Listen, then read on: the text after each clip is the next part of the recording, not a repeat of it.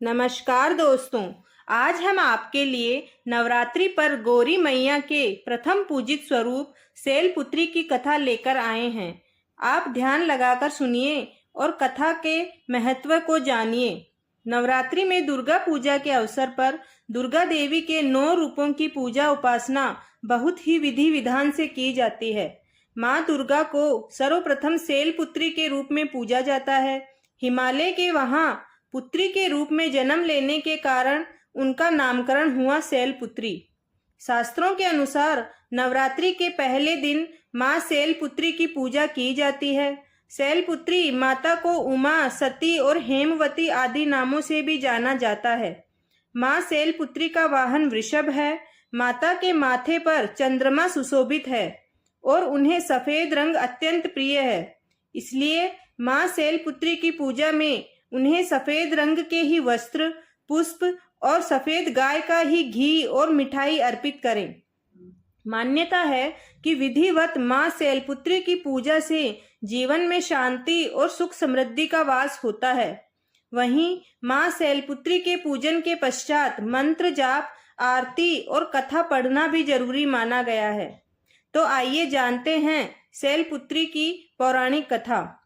पौराणिक कथा के अनुसार एक बार प्रजापति दक्ष ने अपने घर पर यज्ञ का आयोजन करने का सोचा, तो उन्होंने सभी देवी देवताओं को अपने यहाँ आने का निमंत्रण भेज दिया। लेकिन राजा दक्ष ने भगवान शिव को निमंत्रण नहीं दिया। देवी सती को लगा था कि उन्हें भी बुलावा भेजा जाएगा, परंतु उनके यहाँ यज्ञ में आने का कोई निमंत्रण नहीं आया।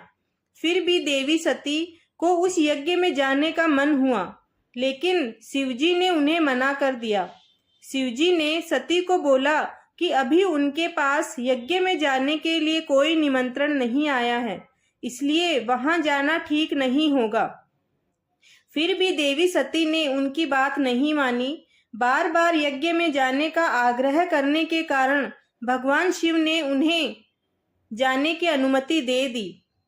फिर देवी सती जब अपने पिता राजा दक्ष के यहाँ पहुंची, तो जाकर देखा कि अपने पिता के यहाँ कोई भी उनसे सम्मान और प्रेम के साथ बात नहीं कर रहा था।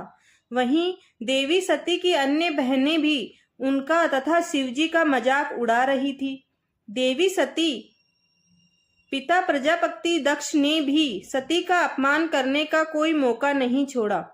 इस प्रकार वहां मौजूद सभी लोग सती के साथ रूखा व्यवहार कर रहे थे। लेकिन जब सती जी की माता ने अपनी बेटी को देखा तो प्यार से गले लगा लिया, परंतु अन्य सभी का ऐसा व्यवहार देखकर सती बहुत ही दुखी हो गई। तब अपना और अपने पति शिवजी का अपमान उनसे सहन न हुआ। इसके बाद इस अपमान से अत्यंत दुखी होकर सती ने उसी समय वहां यज्ञ की अग्नि में कूदकर स्वयं के प्राण त्याग दिए। जैसे ही भगवान भोलेनाथ को इस बात की जानकारी हुई, तो वे भी बहुत दुखी हो गए। इसके बाद दुखी भगवान शिव क्रोध से आग बबूला होते हुए राजा दक्ष के यहाँ गए और तुरंत यज्ञ को ध्वस्त कर दिया और प्रजापति दक्ष का सिर धड़ से अलग कर दिया। सती की माता के आग्रह पर भगवान शिव ने दक्ष को बकरे का सर लगाकर पुनः जीवित किया।